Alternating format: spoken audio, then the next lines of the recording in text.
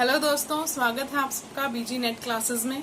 आज हम हमारा अगला टॉपिक करेंगे बिजनेस इकोनॉमिक्स की यूनिट का, जो है डिमांड या बिजनेस फोरकास्टिंग। देखो दोस्तों, फोरकास्टिंग का क्या मतलब होता है? पूर्वानुमान, यानी कोई भी चीज का पहले से ही अनुमान लगा लेना। पहले से ही आप जब किसी चीज को एस्टिमेट कर लोगे तो वो क्या होगी? फोरकास्टिंग। इसके साथ दो वर्ड्स जुड़े हैं, डिमांड और बिजनेस। अब डिमांड और बिजनेस फोरकास्टिंग का क्या मतलब है? यहाँ अगर हम देखें यहाँ पे इस टॉपिक के अंदर, तो डिमांड और बिजनेस को एज ए सिनोनिम किया गया है। क्यों? क्योंकि जैसे कोई भी बिजनेस कब चलेगा? जब उसकी प्रोडक्ट की या उसकी कमोडिटी की डिमांड बनेगी। तो जब हम डिमांड को एस्टिमेट करेंगे, डिमांड को फोरकास्ट करेंगे, तो उसी से हमने क्या कर लिया, साथ साथ में बिजनेस को भी फोरकास्ट कर लिया कि बिजनेस में आने वाली हमारे पास कौन कौन सी अपॉर्चुनिटीज हैं या कौन कौन सी थ्रेट्स हैं।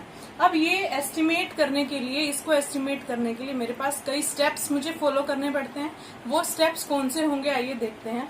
नंबर 1 स्टेप है सेटिंग ऑब्जेक्टिव्स। देखो, आपने मैनेजमेंट के अंदर प्लानिंग पढ़ी होगी कि कोई भी प्लान जब मुझे करना है तो सबसे पहले मेरा मेन काम क्या होता है? ऑब्जेक्टिव सेट करना, यानी मैं क्या करना चाहती हूँ। अब जैसे मान लो मेरा कोई बिजनेस है, अब मैं इसमें ऑब्जेक्टिव क्या लेके चलूंगी? या तो मैं लेके चलूंगी मेरे प्रॉफिट को हायर करना, या लेके चलूंगी हमारे जो कंज्यूमर्स हैं उनको सेटिस्फाई करना, या फिर एनजीओ या सोशल सर्विस के लिए मैं कोई काम कर रही हूँ। तो सबसे पहले मेरे पास ऑब्जेक्टिव क्लियर होना चाहिए कि मैं किस ऑब्जेक्टिव के लिए काम कर रही हूँ, या मेरे पास मेन मोटिव क्या है कोई भी काम करने का। इसके बाद सेकंड स्टेप जो हमें मूव करना है वो है डिटरमाइनिंग टाइम पीरियड, यानी मैं कितने टाइम पीरियड के लिए फोरकास्ट करना चाहती हूँ। 3 मंथ्स, 1 मंथ, 1 ईयर, कितने टाइम पीरियड के लिए? टाइम पीरियड लॉन्ग भी हो सकता है, शॉर्ट भी हो सकता है, मिड का भी हो सकता है। तो टाइम पीरियड का मतलब है मुझे कितने टाइम के लिए फोरकास्ट करना है, कितने टाइम में मैं अपनी जो डिमांड है उसको उस लेवल तक मेंटेन कर पाऊंगी, ये चीज मुझे देखनी है। नेक्स्ट थर्ड स्टेप आता है सिलेक्टिंग मेथड, यानी मुझे मेथड सिलेक्ट करना होगा कि मैं जो फोरकास्ट करने वाली हूँ ये कौन से मेथड से करूंगी।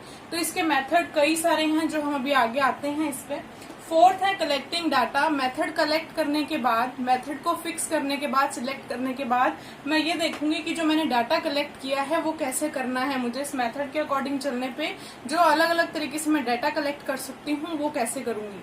और लास्ट स्टेप आता है मेरा एस्टिमेटिंग रिजल्ट्स, या यहाँ पे मैं क्या कर दूंगी, फोरकास्ट कर दूंगी कि मुझे क्या काम करना था और कोई काम कैसे हुआ है, किस तरीके से मैं उसको आगे लेके चलूंगी। लास्ट स्टेप मेरा क्या है, एस्टिमेटिंग रिजल्ट्स।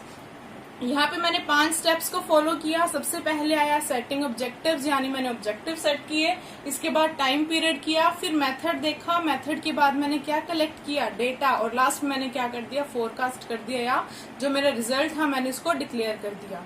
अब थर्ड स्टेप में हमने बात करी थी सिलेक्टिंग मेथड। अभी मेथड कौन कौन से हो सकते हैं, ये देखो, 2 तरीके के मेन मेथड होते हैं। एक है सर्वे मेथड और दूसरा है स्टैटिस्टिकल मेथड।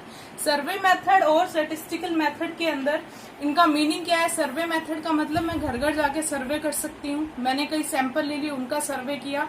सर्वे जनरली किसी भी, आपको नॉलेज होगी कि सर्वे क्या होता है। और दूसरा है स्टैटिस्टिकल मेथड, जब मैं मैथ्स की या स्टैट्स की कोई टेक्निक यूज करके फोरकास्ट करना चाहूँ तो वहां पे मेरा यूज होता है स्टैटिस्टिकल मेथड। अब सर्वे मेथड के अंदर आप 4 तरीके से सर्वे कर सकते हो। कंज्यूमर इंटरव्यू, यानी आप डायरेक्ट कंज्यूमर से संपर्क करते हो, कम्युनिकेट करते हो, उनसे इंटरव्यू लेते हो।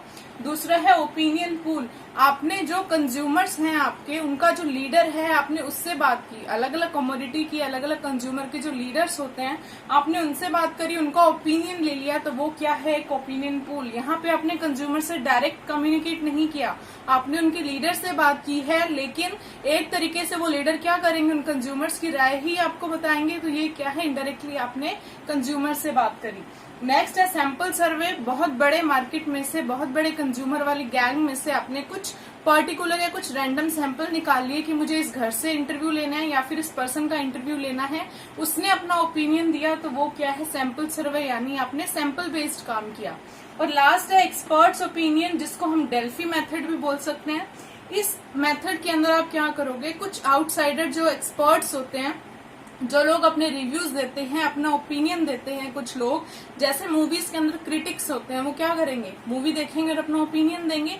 वैसे ही एक्सपर्ट का ओपिनियन यहाँ पे हमारा सर्वे मेथड में चलता है। आपने उनको अपना पूरा डेटा दे दिया कि मैंने पिछले टाइम में ये सेल किया था, ये प्रॉफिट अर्न किया था, इतने का लॉस गया था, ये रॉ मटेरियल था, आपने सब कुछ उनको बता दिया। अब उनका काम है लास्ट में आपको रिजल्ट निकाल के देना। तो उस मेथड को हम बोलेंगे एक्सपर्ट्स ओपिनियन या डेल्फी मेथड। अब आते हैं स्टैटिस्टिकल मेथड पे। स्टैटिस्टिकल मेथड के अंदर जो मेथड ज्यादातर यूज होते हैं वो है कोरिलेशन और रिग्रेशन, टाइम सीरीज।